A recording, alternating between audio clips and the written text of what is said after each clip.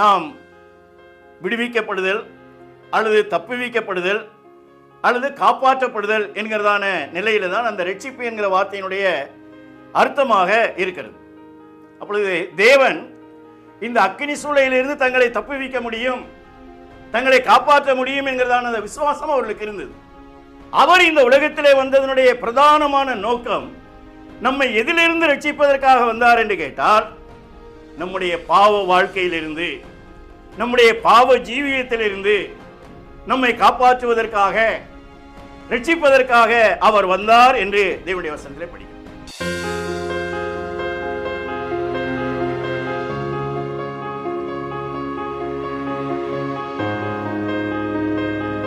உலகத்தில் போய் கேட்டீர்கள் என்று சொன்னால், பாவ நிவர்த்தி, பாவ விமோசனம், பாவ சாபத்திலிருந்து விடுதலை பெறுவதற்கு பல ஆயிரக்கணக்கான ரூபாய்க்கு செலவு உண்டு பண்ணி விடலாம், அல்லது பலவிதமான இடங்களுக்கு போக முடியாத சொல்லலாம்.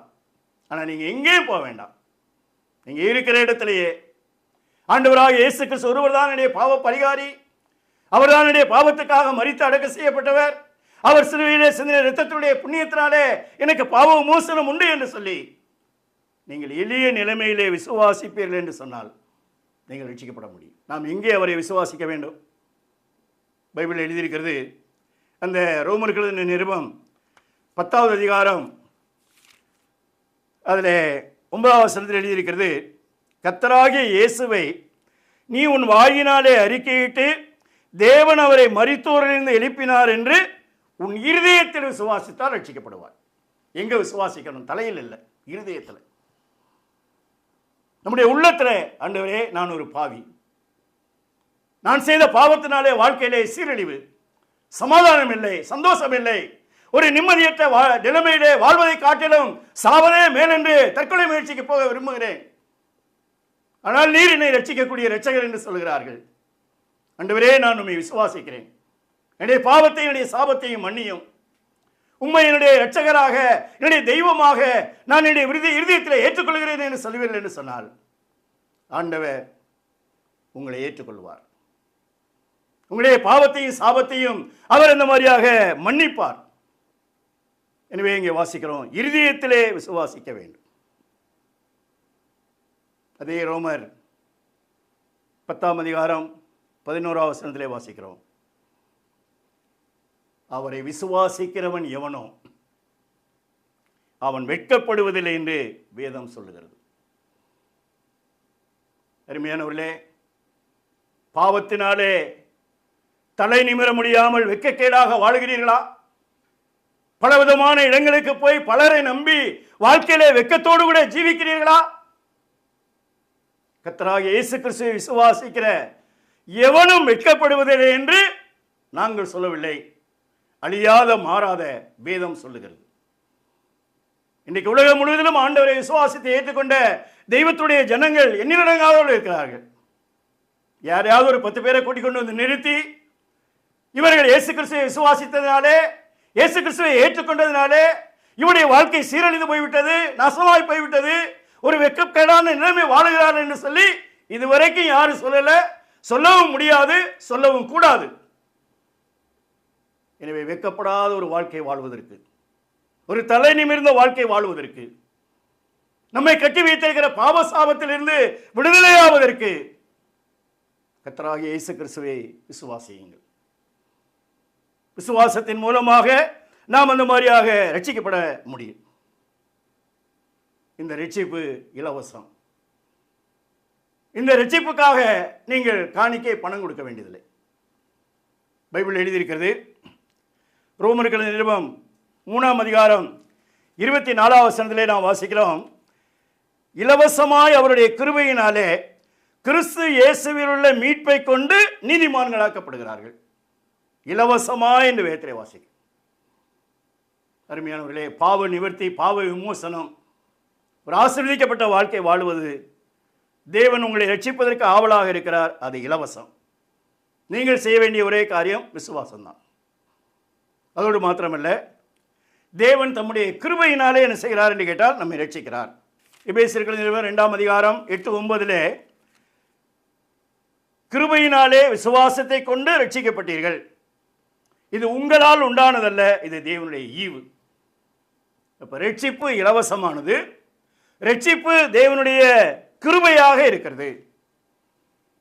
இது தேவனுடைய ஈவு என்று படிக்கிறோம். ஈவு என்று சொன்னால் ஒரு கிஃப்ட், ஒரு தானமாக, இலவசமாக ஆண்டவர் என்ன செய்கிறார்? உங்களை ரட்சிப்பதற்கும் உங்களை ஏற்றுக்கொள்வதற்கும் அவர் ஆவல் உள்ளவராக இருக்கிறார். நீங்கள் என்ன செய்ய வேண்டும் என்று கேட்டால், விசுவாசத்தோடு கூட என்ன செய்ய வேண்டும் என்று கேட்டால், அவரை பற்றி கொள்ள வேண்டும். திடநம்பிக்கையோடு கூட அவரிடத்திலே நீங்கள் சேர வேண்டும். எனவே எல்லா மனுஷரும் அந்த மாதிரியாக ரட்சிக்கப்பட வேண்டும். பைபிள் எழுதியிருக்கிறது, தீத்து 2ஆம் அதிகாரம் 11ஆம் வசனத்தில் எழுதியிருக்கிறது, எல்லா மனுஷருக்கு ரட்சிப்பை அருளத்தக்கதான தேவ கிருபை பிரசன்னமானது. எல்லா மனுஷரையும் ரட்சிக்கத்தக்கதான தேவ கிருபை. இப்போ தேவன் எல்லா மனுஷரையும் ரட்சிக்கான்னு சொல்றீங்க, ஏங்க எல்லாரும் ரட்சிக்கப்படுறதில்லை? ஆண்டவரை பற்றி, சத்தியத்தை பற்றி அறிவிக்கிறார்கள். ஆனால் அநேகர் என்ன செய்கிறது இல்லை? ஆண்டவர் எல்லா மனுஷனையும் ரட்சிக்கப்பட வேண்டும் என்று அவர் விருப்பமுள்ளவராக இருக்கிறார். எல்லா மனுஷனுக்கு ரட்சிப்பை அளிப்பதற்காகத்தான் தேவ கிருபை பிரசன்னமானது. ஆனால் எல்லாரும் ரட்சிக்கப்படவில்லையே என்று கேட்டால், எல்லாரும் விசுவாசிக்கிறது. காலையிலிருந்து சாயங்காலம் வரைக்கும் மழை, ரொம்ப கனமாக ஒரு நல்ல கனமழை பெய்கிற வேளையில் ஒரு பாத்திரத்தை தலைகளாக கவுத்தி வச்சா அந்த பாத்திரத்துக்குள்ள தண்ணி போகுமா? ஆண்டவர் உங்களை ரட்சிப்பதற்கு ஆவலாக இருக்கிறார். அவர் உங்களை ரட்சிப்பதற்காக அவர் சிலுவையிலே மரித்து உயிர் கொடுத்து இலவசமாக கிருபையாக அவர் ரட்சிக்க ஆயத்தமாக இருக்கிறார். ஆனால் நீங்கள் விசுவாசிக்கிறது. நீங்கள் விசுவாசிக்காவிட்டால் ஆண்டவர் என்ன செய்ய முடியாது என்று கேட்டால், அவர் எதையும் செய்ய முடியாது. எனவே பைபிளில் எழுதியிருக்கிறது, நிறைய பேர் வசனம் கேட்குறாங்க, ஆனால் அவங்க என்ன செய்கிறார் என்று கேட்டால், விசுவாசம் இல்லாமல் கேட்டபடியினாலே அவர்கள் கேட்ட வசனம் அவர்களுக்கு பிரயோஜனமாக இல்லை. இன்னைக்கு எவ்வளோ பேர் பைபிள் படிக்கிறாங்க, எவ்வளோ பேர் வேத வசனங்களை கேட்குறாங்க, எவ்வளோ பேர் வேத வசனத்தினுடைய கூட்டங்கள் எல்லாம் அந்த மாதிரியாக கலந்து கொள்கிறார்கள். ஆனாலும் கேட்ட வசனம் அவருடைய வாழ்க்கையில் பிரயோஜனப்படவில்லை, அவருடைய வாழ்க்கையை மாற்றவில்லை, அவருடைய வாழ்க்கையை தொடவில்லை. காரணம் என்னவென்று கேட்டால், அவர்கள் விசுவாசம் இல்லாமல் கேட்டபடியினாலே என்று அங்கே வேதத்திலே வாசிக்கிறோம்.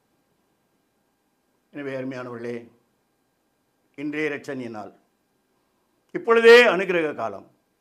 கர்த்தராகிய இயேசு கிறிஸ்துவை உங்களுடைய இருதயத்திலே விசுவாசித்து ஏற்றுக்கொண்டிருக்கிறீர்களா? ரட்சிக்கப்பட்டு இருக்கிறீர்களா? உங்களுடைய வாழ்க்கையிலே ரட்சிப்பு நிச்சயம் உண்டா? உங்களுடைய வாழ்க்கையிலே பாவ மன்னிப்பு நிச்சயம் உண்டா? இன்றைக்கு மரித்தால் பரலோகம் போவோம் என்கிறதான நம்பிக்கை உங்களுடைய வாழ்க்கையிலே உண்டா? பணம் இருக்கிறது, படிப்பு இருக்கிறது, உலக பிரகாரமான அந்தஸ்துகள் இருக்கிறது, சகலவிதமான காரியமும் இருக்கிறது, சந்தோஷம். ஆனால் பாவ வாழ்க்கையிலிருந்து தப்புவிக்கப்பட்டிருக்கிறீர்களா? விடுதலையாக்கப்பட்டிருக்கிறீர்களா? அந்த நிச்சயம் இல்லாவிட்டால் இந்த வேளையில் தானே, ஆண்டவரே நீர் என்னை ரட்சியும், ஆண்டவரே நான் ஒரு பாவி, என்னுடைய பாவ வாழ்க்கையிலிருந்து எனக்கு விடுதலை தேவை என்று உண்மையான நிலைமையில் உங்களுடைய உள்ளத்திலிருந்து சொல்வீர்கள் என்று சொன்னால், ஆண்டவர் உங்களை ஏற்றுக்கொள்வார். உங்களுடைய எல்லா பாவ சாபத்தையும் அவர் இலவசமாக மன்னித்து என்ன செய்வார் என்று கேட்டால், உங்களுக்கு வாழ்வளிப்பார். எனவே ரட்சிக்கப்படுவதற்கு ஒரே ஒரு வழிதான், அது இயேசு கிறிஸ்து தான். இன்னுமாக அவர் இந்த உலகத்தில் வாழ்ந்த காலத்தில் சொன்னார் பாருங்கள். யோவான் எழுதின சுவிசேஷம் 10ஆம் அதிகாரம் 9ஆம் வசனம், நானே வாசல், என் வழியாய் ஒருவன் உட்பிரவேசித்தால் அவன் ரட்சிக்கப்படுவான். ரட்சிக்கப்படுவதற்கு ஒரு வழி இருக்கிறது, ஒரு வாசல் இருக்கிறது. அது யாருன்னு கேட்டிங்கன்னா, ஆண்டவராகிய இயேசு கிறிஸ்து. நானே வாசல், நானும் வாசல்னு சொல்லலை, நானே வாசல். ஒரு வீட்டுக்கு உள்ள நுழையிறதுக்கு ஒரே ஒரு வாசல் தான், முன் வாசல் தான். இந்த வாசல் வழியாக அல்லது என் வழியாக உட்பிரவேசித்தால் ரட்சிக்கப்படுவான். வேற எந்த வழியில நீங்க போனா ரட்சிக்கப்பட முடியாது.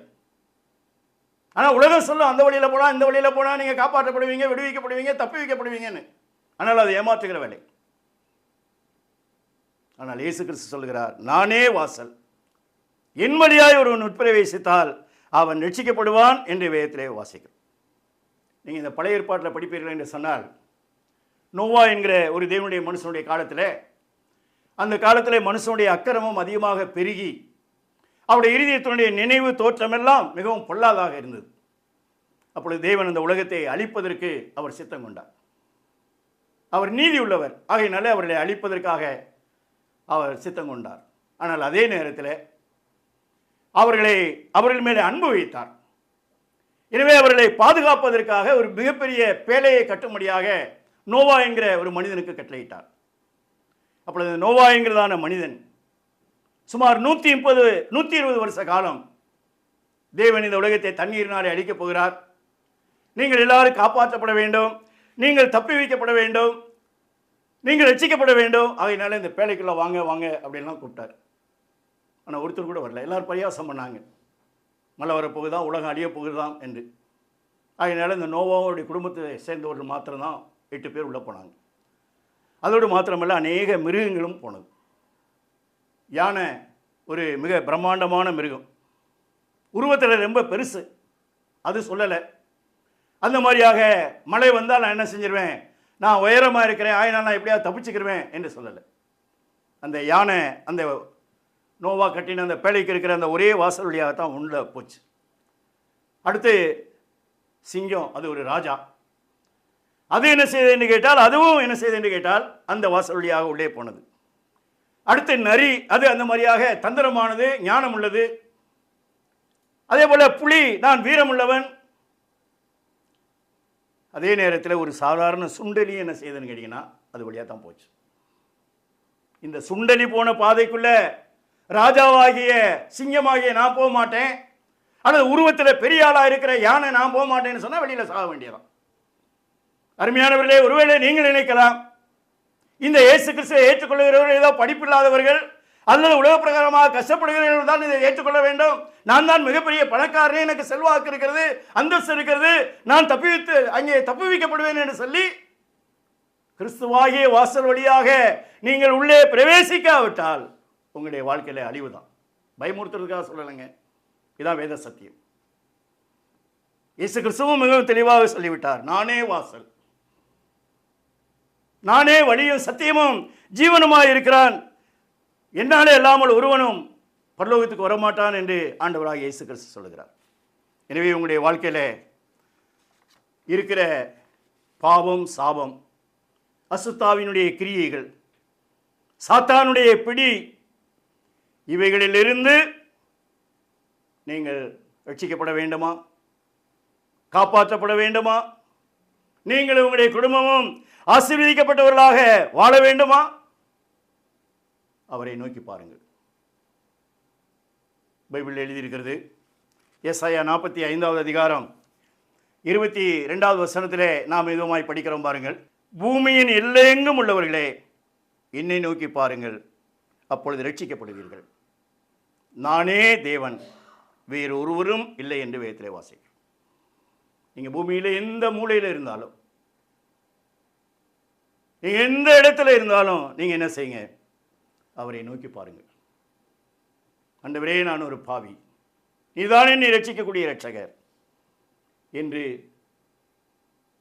உங்களுடைய பாவத்துக்காக மனஸ்தாபப்பட்டு கிறிஸ்து ஒருவரே உங்களை ரட்சிக்கக்கூடிய இரட்சகர் என்கிற அந்த விசுவாசத்தோடு கூட அவரை நோக்கி பார்ப்பீர்கள் என்று சொன்னால் அந்த மாதிரியாக ரட்சிக்கப்படுவீர்கள் என்று அங்கே தேவனுடைய வசனத்திலே வாசிக்கிறோம். நானே தேவன், வேறு ஒருவரும் இல்லை. எனவே ரட்சிப்புக்காக அவரை நோக்கி பார்க்க வேண்டும். பைபிள் எழுதியிருக்கிறது, 34வது சங்கீதம் 5வது வசனம், அவர்கள் அவரை நோக்கி பார்த்து பிரகாசம் அடைந்தார்கள், அவருடைய முகங்கள் வெட்கப்படவில்லை. ஆண்டவரை நோக்கி பார்த்தவருடைய வாழ்க்கையில் ஒரு தெய்வ பிரகாசம். ஆண்டவரை நீங்கள் விசுவாசித்து ஏற்றுக்கொள்கிற வேளையில் கர்த்தர் உங்களுடைய பாவசாபத்தை எல்லாம் நீக்கி உங்களை ரட்சிப்பதோடு மாத்திரமல்ல, உங்களுடைய வாழ்க்கையிலே விளக்கேற்றுவார். உங்களுடைய வாழ்க்கையிலே ஒரு பெரிய தெய்வ பிரகாசம் வரும் என்று சத்திய வேதம் அந்த மாதிரியாக சொல்கிறது. எனவே உங்களுடைய வாழ்க்கையில் ரட்சிக்கப்பட்டிருக்கிறீர்களா? நீங்கள் ரட்சிக்கப்பட வேண்டும், அது தேவனுடைய விருப்பம். உங்களை ரட்சிப்பதற்காகத்தான் கிறிஸ்து இந்த உலகத்திலே வந்தார், சிலுவையிலே உயிர் கொடுத்தார். இன்றைக்கு உலகம் முழுவதிலும் தெரு தெருவாக, வீதி வீதியாக, உங்களுடைய வீட்டிலே, டிவியிலும் ரேடியோவிலும் அநேக தேவனுடைய சபையார், தேவனுடைய பிள்ளைகள் உங்களுக்கு இந்த வேத சத்தியத்தை அறிவிக்கிறதுடைய நோக்கம் நீங்கள் ரட்சிக்கப்பட வேண்டும், நீங்கள் காப்பாற்றப்பட வேண்டும் என்பதற்காகத்தான். எனவே உங்களுடைய வாழ்க்கையிலே ரட்சிக்கப்பட்டு இருக்கிறீர்களா? பைபிளிலே ஒரு வாக்கியம் விதமாக சொல்கிறது. எரேமியாவுடைய புத்தகம் 8வது அதிகாரம் 20வது வசனத்திலே விதமாய் வாசிக்கிறோம். அறுப்பு காலம் சென்றது, கோடை காலம் முடிந்தது, நாமோ ரட்சிக்கப்படவில்லை. உங்களுடைய வாழ்க்கையிலே எத்தனை அறுப்பு காலம் வந்திருக்கிறது? உங்களுடைய வாழ்க்கையிலே எத்தனை அந்த மாதிரியாக கோடை காலம் முடிந்திருக்கிறது? நீங்கள் ரட்சிக்கப்பட்டிருக்கிறீர்களா? வருஷங்கள் எத்தனை ஆகிவிட்டது? எத்தனை கூட்டங்களுக்கு போயிருக்கிறீர்கள்? எவ்வளவு சத்தியங்களை எல்லாம் நீங்கள் கேட்டிருக்கிறீர்கள்? உங்களுடைய வாழ்க்கையிலே ரட்சிப்பு நிச்சயம் உண்டா? பாவம் மன்னிக்கப்பட்ட நிச்சயம் உண்டா? இன்றைக்கு உங்களை மரணம் சந்திக்கும் என்று சொன்னால் ஆண்டவருடைய சமூகத்தில் நித்திய காலமாக வாழுவோம் என்கிறதான நம்பிக்கை உங்களுக்கு இருக்கிறதா? இல்லாவிட்டால் இன்றைக்கு ஆண்டவரை விசுவாசித்து ஏற்றுக்கொள்ளுங்கள். என்னிடத்தில் வருகிறவனை நான் ஒருபோதும் புறம்பே தள்ளுவதில்லை. ஆண்டவர் யாரையும் நிராகரிப்பதில்லை. ஆனால் மனிதர்கள் தான் இன்றைக்கு கிறிஸ்து வேண்டாம், அவர் மூலமாக உள்ள ரட்சிப்பு வேண்டாம் என்று அவரை என்ன செய்கிறார் என்று கேட்டால் நிராகரிக்கக்கூடியவர்களாக இருக்கிறார்கள். அடுத்தபடியாக நாம் பார்க்கிறது, நாம் ரட்சிக்கப்பட்டோம் என்பதற்குரிய ஆதாரம் என்ன? இவர் ரட்சிக்கப்பட்டவர் என்று சொல்லி என்ன நெத்தியில் எழுதியா ஒட்டியிருக்கு? ஒரு நம்முடைய ரட்சிப்பினுடைய ஆதாரம் அல்லது நம்முடைய ரட்சிப்பினுடைய நிச்சயம் என்ன என்பதை பைபிளிலே நாம் வாசிக்கிற வேளையிலே, நம்முடைய ரட்சிப்பினுடைய நிச்சயம் நம்முடைய உணர்ச்சிகளை ஆதாரமாக வைத்தல்ல, மனிதனுடைய அனுபவங்களை ஆதாரமாக வைத்தல்ல. நாம் ரட்சிக்கப்படுவதற்கு பைபிளிலே 3 ஆதாரங்கள் சொல்லியிருக்கிறது. அது என்னவென்று கேட்டால், முதலாவதாக தேவனுடைய வசனம். உலகத்தில் இன்றைக்கு நாம் பார்க்கிற எல்லாம் அழியும், மாறும். ஆனால் மாறாத 2 காரியம். ஒன்று என்று கேட்டால், தேவன் மாறாதவர், இயேசு கிறிஸ்து நேற்றும் இன்றும் என்றும் மாறாதவர். தேவனுடைய வசனம் மாறாதது. வானமும் பூமியும் ஒழிந்து போகும், என்னுடைய வார்த்தைகள் ஒருபோதும் ஒழிந்து போவதில்லை என்று வாசிக்கும். எனவே நீங்கள் ரட்சிக்கப்பட்டீர்கள் என்று சொல்லி மற்றவர்கள் சொல்ல வேண்டியதில்லை. நீங்கள் ரட்சிக்கப்பட்டீர்கள் என்பதற்கு முதலாவது ஆதாரம் தேவனுடைய வசனம். வேதத்திலே பாருங்கள், யோவான் எழுதின சுவிசேஷம் 6வது அதிகாரம் 47வது வசனத்திலே இவ்விதமாக எழுதப்பட்டிருக்கிறது. இவ்விதமாக அவர் சொல்லுகிறார், என்னிடத்தில் விசுவாசமாக இருக்கிறவனுக்கு நித்திய ஜீவன் உண்டு என்று மெய்யாகவே மெய்யாகவே உங்களுக்கு சொல்லுகிறேன் என்று அங்கே வேதத்திலே வாசிக்கிறோம். ஆண்டவராகிய இயேசு கிறிஸ்துவிடத்திலே விசுவாசிக்கிறவர்களுக்கு ஆக்கினி தீர்ப்பு கிடையாது. தேவன் அவர்களை அழிக்க மாட்டார். அவர்களை பாவத்திலிருந்து ரட்சித்து அவர்களுக்கு ஒரு நித்திய வாழ்க்கையை கொடுப்பார். என்னை விசுவாசிக்கிறவனுக்கு நித்திய ஜீவன் உண்டு என்று மெய்யாகவே மெய்யாகவே உனக்கு சொல்லுகிறேன். இன்னொரு வசனம் கூட பாருங்க. அதே யோவான் 5ஆம் அதிகாரம் 24வது வசனத்தில் எழுதியிருக்கிறது, என் வசனத்தை கேட்டு என்னை அனுப்பினவரை விசுவாசிக்கிறவனுக்கு நித்திய ஜீவன் உண்டு, அவன் ஆக்கினை தீர்ப்புக்கு உட்படாமல் மரணத்தை விட்டு நீங்கி ஜீவனுக்கு உட்பட்டு இருக்கிறான் என்று மெய்யாகவே மெய்யாகவே உங்களுக்கு சொல்லுகிறேன். எனவே இந்த 2 வேத வசனமும் நாம் ரட்சிக்கப்பட்டோம் என்பதற்கு ஆதாரமாக இருக்கிறது. கர்த்தருடைய வசனம் மாறாதது. அதில் இந்த 2 வசனத்திலையும் மெய்யாகவே மெய்யாகவே என்று வாசிக்கிறோம். அப்படின்னா நீங்கள் ஏற்றுக்கொண்டாலும் நீங்கள் ஏற்றுக்கொள்ளாவிட்டாலும் இதாங்க சத்தியம். அவரை விசுவாசிக்கிறவனுக்கு தான் ஆக்கினி தீர்ப்பு கிடையாது. அவரை விசுவாசிக்கிறவர்கள் தான் பாவ வாழ்க்கையிலிருந்து விடுதலை பெற முடியும். அவரை விசுவாசிக்கிறவர்கள் மாத்திரம்தான் பரலோகத்துக்கு போக முடியும். அவரை விசுவாசிக்கிறவர்கள் மாத்திரம்தான் அது மாதிரியாக சாத்தானுடைய பிடியிலிருந்து காப்பாற்றப்பட முடியும். எனவே நாம் ரட்சிக்கப்பட்டோம் என்பதற்கு ஆதாரம் முதலாவதாக தேவனுடைய வசனம். இரண்டாவதாக ரோமர்கள் 8வது அதிகாரம் 16வது வசனம், நாம் தேவனுடைய பிள்ளைகளாய் இருக்கிறோம் என்று ஆவியானவர் தாமே நம்முடைய ஆவியுடனே கூட சாட்சி கொடுக்கிறார். இரண்டாவது, பரிசுத்த ஆவியானவர் சாட்சியாக இருக்கிறார். நீங்கள் ஆண்டவரை விசுவாசித்து ஏற்றுக்கொள்கிற வேளையில் உங்களுக்குள்ளே தேவ ஆவியானவர் வந்து வாசம் பண்ணுவார். அவர் உங்களுக்கு அந்த நம்பிக்கையும் அந்த நிச்சயத்தையும் அவர் என்ன செய்வார், அந்த மாதிரியாக கொடுப்பார். நாம் தேவனுடைய பிள்ளை என்பதற்கு மற்றவர்கள் சொல்ல வேண்டியதில்லை. அவருடைய வசனம் என்ன செய்கிறது என்று கேட்டால் ஆதாரமாக இருக்கிறது என்று நாம் பார்க்கிறோம். எனவே தேவனுடைய வசனம், இரண்டாவதாக தேவ ஆவியானவர், மூன்றாவதாக நாம் ரட்சிக்கப்பட்டோம் என்பதற்கு ஆதாரம் 2 கொரிந்தியர் 5ஆம் அதிகாரம் 17ஆவது வசனம். இப்படி இருக்க ஒருவன் கிறிஸ்துவுக்குள் இருந்தால் புது சிருஷ்டியாய் இருக்கிறான், பழையவைகள் ஒளிந்து போயின, எல்லாம் புதிதாயின என்று வாசிக்கிறோம். வாழ்க்கையில் உள்ள மாறுதல். ஆண்டவரை விசுவாசித்து ஏற்றுக்கொள்கிற வேளையில ஒரு பாவி பரிசுத்தவானாக மாறுகிறான், ஒரு அக்கிரமக்காரன் நீதிமானாக மாறுகிறான். அவரை விசுவாசிக்கிற வேளையிலே வாழ்க்கையிலே ஒரு மிகப்பெரிய மாற்றம் வருகிறது. 100 தடவை கூட ஜெயிலுக்கு போயிட்டு வந்தான்னு பேப்பரில் படிக்கிறோம். அரசாங்கம் கொடுக்கிற தண்டனையோ அல்லது சிறைவாசமோ அல்லது இன்றைக்கு இருக்கிற உலகத்தில் இருக்கிற சட்டமோ சமுதாயமோ ஒரு கெட்டவனை நல்லவனாக மாற்ற முடியாது. ஆனால் ஆண்டவராகிய இயேசு கிறிஸ்து ஒரு கெட்டவனை நல்லவனாக மாற்றக்கூடியவராக இருக்கிறார். ஒரு துன்மார்க்கமான வாழ்க்கையுள்ள மனுஷனே ஒரு நீதி உள்ள வாழ்க்கை வாழக்கூடிய நிலைமையிலே அவனை அவர் மாற்றக்கூடியவராக இருக்கிறார். அதனால்தான் அநேகர் பாடுவார்கள், பொங்கி வரக்கூடிய தேவனுடைய அருள் மனிதரை மாற்றி விடுகிறது. தீயவர் திருடர், கொடியவர் கொலைஞர், இவர்கள் எல்லாரும் இயேசுவிலே மாற்றம் பெற்றார்கள் என்று எழுதியிருக்கிறது.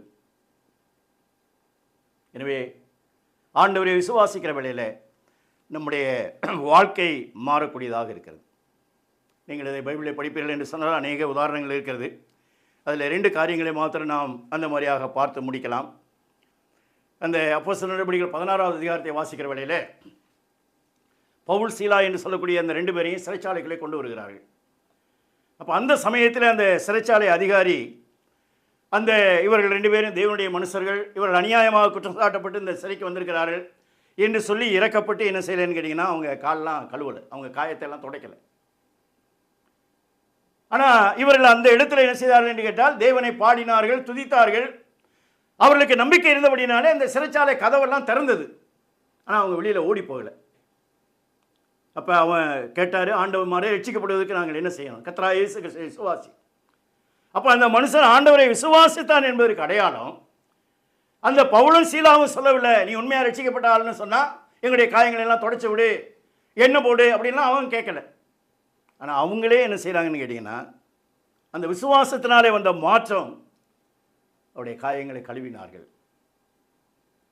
இன்னுமாக நீங்கள் பைபிளில் படிப்பீங்கன்னா அந்த அப்போஸ்தலர் நடவடிக்கைகள் 19ஆம் அதிகாரம் 18-19 வசனத்தை வாசிக்கிற வேளையில் அங்கே தேவனுடைய வசனத்தை கேட்டு சில மந்திரவாதிகள் என்ன செய்தார்கள் என்று கேட்டால் அந்த மாதிரியாக ரட்சிக்கப்பட்டார்கள். அப்பொழுது அவர்கள் ரட்சிக்கப்பட்ட உடனே என்ன செய்தார்கள் என்று கேட்டால் தங்களுடைய மந்திர புஸ்தகத்தை எல்லாம் கொண்டு வந்து அவர்கள் எரித்தார்கள் என்று எழுதியிருக்கிறது. பாருங்கள், அந்த அப்போஸ்தலர் 19ஆம் அதிகாரம் 18-19 வசனத்தில் எழுதியிருக்கிறது, விசுவாசித்தவர்களில் அநேகர் வந்து தங்கள் செய்கைகளை வெளிப்படுத்தி அறிக்கையிட்டார்கள். மாய வித்தைக்காரராக இருந்தவர்களில் அநேகர் தங்களுடைய புஸ்தகங்களை கொண்டு வந்து எல்லாருக்கும் முன்பாக சுட்டெரித்தார்கள். அவைகளுடைய கிரயத்தை தொகை பார்த்த வேளையில் 50,000 வெள்ளிக்காசு. இதாங்க வாழ்க்கை மாற்றம். இதுவரைக்கும் இந்த மாய வித்த புஸ்தகத்தை வச்சு அநேகரை ஏமாற்றிக்கிட்டு இருந்தோம். ஆனால் இப்பொழுது ஆண்டவரை விசுவாசித்திருக்கிறோம். எனவே நாங்கள் விசுவாசித்தோம் என்பதற்கு அடையாளம் எங்களுடைய செய்கை. இனிமேல் நாங்கள் இந்த மாய வித்தை செய்ய மாட்டோம், யாரையும் ஏமாற்ற மாட்டோம், யாரையும் இந்த மாதிரியாக வஞ்சிக்க மாட்டோம். அதற்கு ஆதாரமாக இருந்த இந்த புஸ்தகத்தினுடைய மதிப்பு 50,000 வெள்ளிக்காசு. அதை சுட்டெரித்தார்கள். இதாங்க வாழ்க்கை மாற்றம். இதான் ரட்சிக்கப்பட்டதனுடைய அடையாளம். எனவே ரட்சிப்பை பற்றி வேதம் இன்னும் ஏராளமான காரியங்கள் இங்கே இருக்கிறது. எல்லா மனுஷரும் ரட்சிக்கப்பட வேண்டும், எல்லா மனுஷரும் சத்தியத்தை அறிகிற அறிவை அடைய வேண்டும் என்பது தேவனுடைய சித்தம். பாவிகளை ரட்சிக்க கிறிஸ்து இயேசு உலகத்திலே வந்தார். ரட்சிக்கப்பட்டிருக்கிறீர்களா? ரட்சிப்பை பற்றி வேத புஸ்தகம் சொல்லுகிற அநேக போதனைகளை இப்பொழுது வேத வசனத்திலிருந்தே நீங்கள் கேட்டீர்கள். இது மனிதனுடைய சொந்த கருத்தல்ல, இது தெய்வ வாக்கு, இது சத்திய வார்த்தை. எனவே கர்த்தர் நல்லவர் என்பதை உங்களுடைய வாழ்க்கையிலே அனுபவித்து பாருங்கள், ருசித்து பாருங்கள். அவரை விசுவாசித்து ஏற்றுக்கொண்டு அந்த ரட்சிப்பு நிச்சயத்தோடு கூட ஆண்டவருடைய நாமத்துக்கு மகிமையாக அநேகருக்கு ஆசீர்வாதமாக ஜீவிக்கத்தக்கதான வகையில் கர்த்தர் இந்த தெய்வீக வசனங்களை உங்களுடைய ஆவிக்குரிய ஆன்மீக வாழ்க்கைக்கு ஆசீர்வதித்து கொடுத்து தம்முடைய நாமத்தை மகிமைப்படுத்துவாராக. ஆமென்.